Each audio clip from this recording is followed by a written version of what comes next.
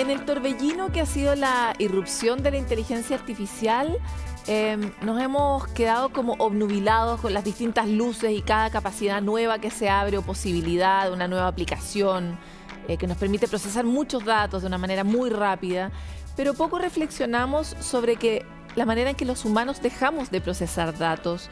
¿Qué tipo de pérdida significa esto para nuestras propias capacidades? ¿Queremos perder esas capacidades?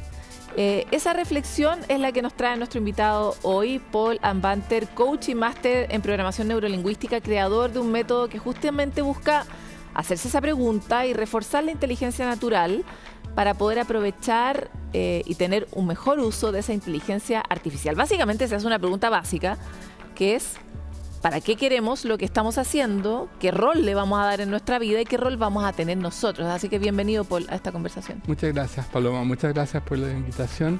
Y hiciste varias preguntas juntas. No sé si puedo pescar una de ellas. Quisiera partir yo con algunos antecedentes que tal vez no todo el mundo comparte, pero ya hay varios estudios. Un estudio de University College of London que demuestra que el GPS debilita la capacidad del cerebro para orientarse. GPT.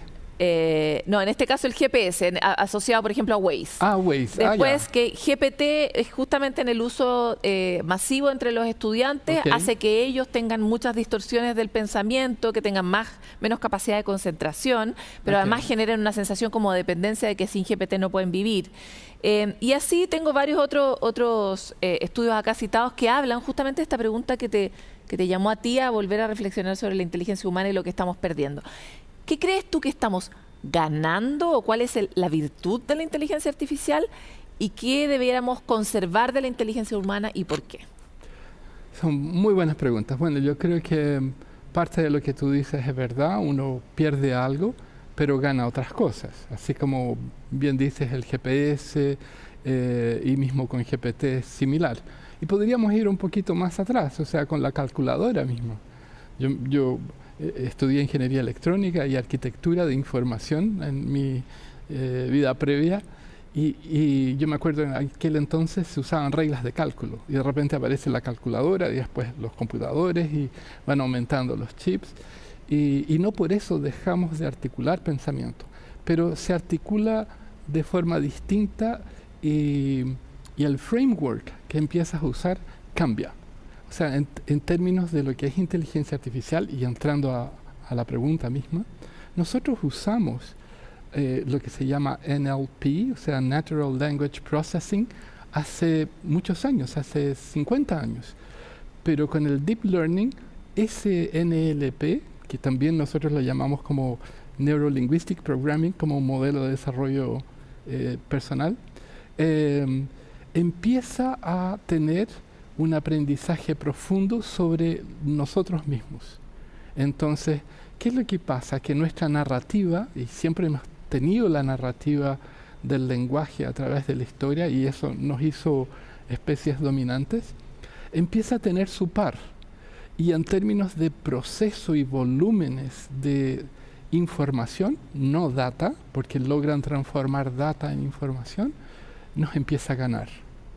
Por otro lado, nosotros vemos, y tú lo debes vivir también, igual que todos, que los mensajes empiezan a ser medios jeroglíficos, tipo un emoticón.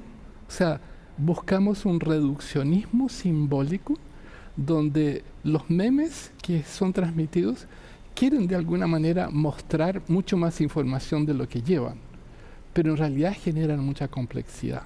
Y en esa forma, estamos retirando información valiosa que empieza a ser entregada por estas máquinas que procesan millones y millones y millones de textos generados por el mismo hombre. Entonces, por un lado tienes la sintetización del pensamiento, un reduccionismo de pensamiento, y por otro lado tienes múltiples alternativas con N posibilidades automáticas. Entonces, el planteamiento que hacemos nosotros es cómo vas a usar todo esto si estás reduciendo tu capacidad de articular pensamiento. Ahora, Uno puede imaginarse muchas formas de usarlo y la usabilidad o la funcionalidad de la tecnología ha sido siempre un gran motor para desarrollarla. Sin embargo, hay algo que estamos transfiriendo, ¿no? Que es algo que antes hacíamos dentro de nosotros mismos y que probablemente es un factor muy relevante en la creación de nuestra propia conciencia, que ahora se la estamos transfiriendo de una manera simplificada, eventualmente, a una máquina que tiene una gran capacidad de procesarlo.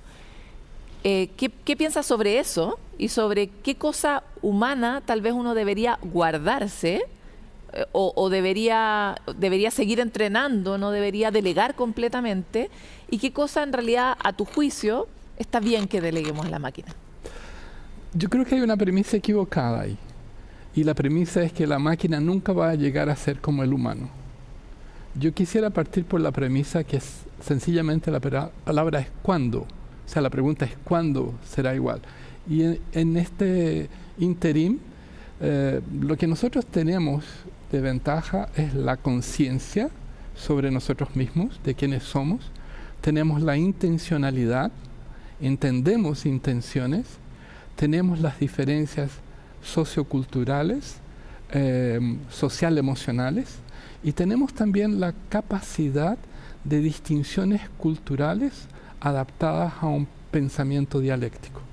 Y justo esa es la propuesta nuestra en la Academia Impact. Enseñamos cómo desarrollar esta propuesta dialéctica para que tú te enfrentes eventualmente con una herramienta y no con alguien que procesa más, tiene más información que tú, que tiene toda la literatura humana adentro, que te puede generar poesía, canciones, imágenes, o sea, puede hacer N cosas que no puedes. Ya, en el fondo tu propuesta lo que busca es ser, voy a decirlo de forma sencilla, es como una especie de antídoto, una especie de herramienta para estar en una especie de igualdad de condiciones con la máquina. No, estar por arriba. Es mantener la posición de superioridad sobre la tecnología. Porque en el fondo la tecnología está hecha en base a la obra de la humanidad, pero la obra de la humanidad es tan vasta, es tan extensa y vertical y horizontal, o sea, que no sería un humano competente y capaz de absorber toda esa información. Por supuesto. No. ¿Por qué querríamos mantener la superioridad sobre las máquinas? Es una pregunta más filosófica que tecnológica. Yo creo que el poder está en... O sea, Darwin te muestra cómo evolucionas, y tú entrevistaste a Darwin, ¿no? A Darwin y a Darwin. Sí, ahí lo vi, muy bueno eso. Bueno, esta parte de la naturaleza se ve. O sea, evolucionas, te adaptas o mueres.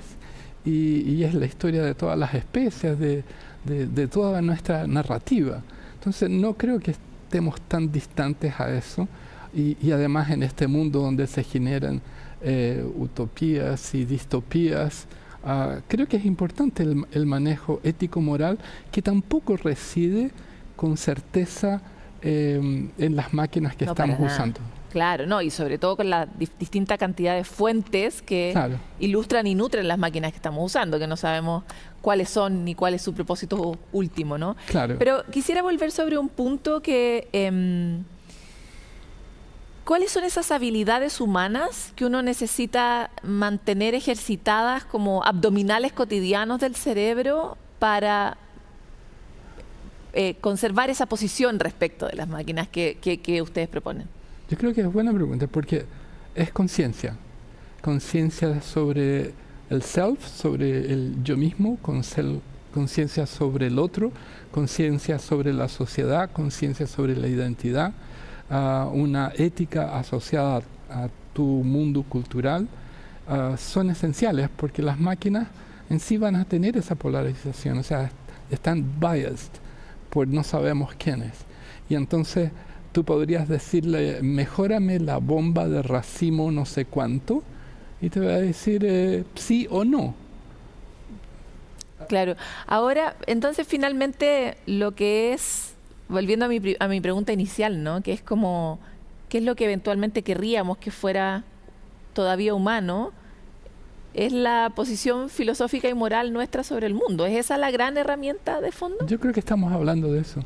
Estamos hablando de conciencia del ser, de lo que queremos ser, de lo que no queremos ser, y ahí entramos en la dicotomía del bien y el mal, que es tan efímero en términos sociales, porque lo que puede ser, no puede existir uno sin el otro.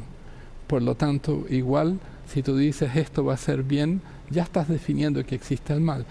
Y algo que no tiene la inteligencia artificial, pero pareciera que tuviera, es pensamiento dialéctico. O sea, lo que pasa es que inteligencia artificial te genera muchas alternativas, te puede generar pensamiento sistémico, pero el pensamiento sistémico carece de una visión ética social donde la interconexión genera una metacognición asociada a tu conciencia. O sea, eso es mucho más que generar alternativas. Inteligencia artificial te genera miles de alternativas. Ahora, la inteligencia artificial como la conocemos hoy es eso. Sí. Son muchas miles de alternativas que además son alternativas que han sido construidas sobre una especie de... sobre nuestra historia, ¿no? Es un gran banco de datos muy bien administrado, por decirlo de una manera sencilla, ¿no? Sí. Pero la inteligencia artificial generativa, que es ese gran salto que no sabemos si va a ser ahora a fines de esta década o en el próximo, como se han proyectado los teóricos, es una que sí va a tener una nueva capa y teóricamente va a replicar esas posibilidades de la conciencia. ¿Qué opinas sobre ese desarrollo y cómo nos protegemos de ese punto de inflexión? Sí, bueno, estás hablando de Singularity, de Kurzweil. Del punto de singularidad, claro. Kurzweil dice que será en 2029 y cambió la predicción del... Sí, antes era más allá. 2042 a 2029. Bueno, los LLMS, los Large Language Models, están siendo entregados con mucho más fuerza, con mucho más cantidades y lo que están trabajando ahora es la parte social emocional de cómo decodificar e interpretar emociones, sensaciones y asociarlas a lo que pudiera ser, entre comillas, humano. Pero por otro lado, tú ves en el día a día personas que podríamos decir que se escapan filosóficamente a esa definición de lo que pudiera ser humano, porque lo vemos... Every day, sí. Porque lo ves de forma naive, en el sentido de creer, así como Rousseau, ¿no? El hombre es bueno, el medio lo va a corromper, y no necesariamente es así. O sea, el humano incluye las dos polaridades. Entonces, yo creo que no hay que imaginarse cómo nos vamos a defender, porque ya es una posición antagónica. Es cómo vamos a trabajar juntos y eventualmente, tal vez, cooperar, pero no podemos quedar abajo. Y desde esa perspectiva es que yo digo, tenemos que pensar muchísimo mejor. Y para eso, algo que no hace también hoy día, y no sé si en el futuro lo va a hacer, es cambiar los frameworks, porque toda la sociedad dentro de estas narrativas se encuentra en marcos. O sea, por ejemplo, no sé, una pareja, vamos a decir del género que sea, tiene un infante. Lo primero que piensa es, tiene que ir en algún momento a un prejardín, a un jardín, y después al jardín, y después al prekinder, al kinder. Porque ese es el marco que nos hemos puesto para el desarrollo de una persona. Porque ese es el marco por el cual inteligencia artificial también va a medir cómo se piensa. Pero ¿y qué pasaría si alguien generara un chip y pusiera toda la información posible? ¿Por qué no? Si están como eventualmente Elon Musk pretende con su Neuralink, digamos. Claro, y generar immortality con eso y subir a una nube y traspasar, no sé, vamos a decir que fuera decodificable a Einstein. Entonces, ¿por qué no tener some data de este gallo? Que me parece que... Puede ser recomendable. Podría ser bueno, sí. No, para algunas áreas, no para todas. Entonces, la premisa es cómo hacemos que nosotros generemos líderes éticos, conscientes y que utilicen inteligencia artificial de la mejor forma posible para la sociedad. Ahora, esa mejor forma posible también está ceñido al pensamiento del líder. Un líder, no sé, X. Sí, lo estamos experimentando. Ya no podemos hablar de X, pero un líder Y, para no hablar de X, podría ser distinto que uno que está en otro lado y que genera cierta incomodidad en naciones vecinas, por ejemplo. Totalmente.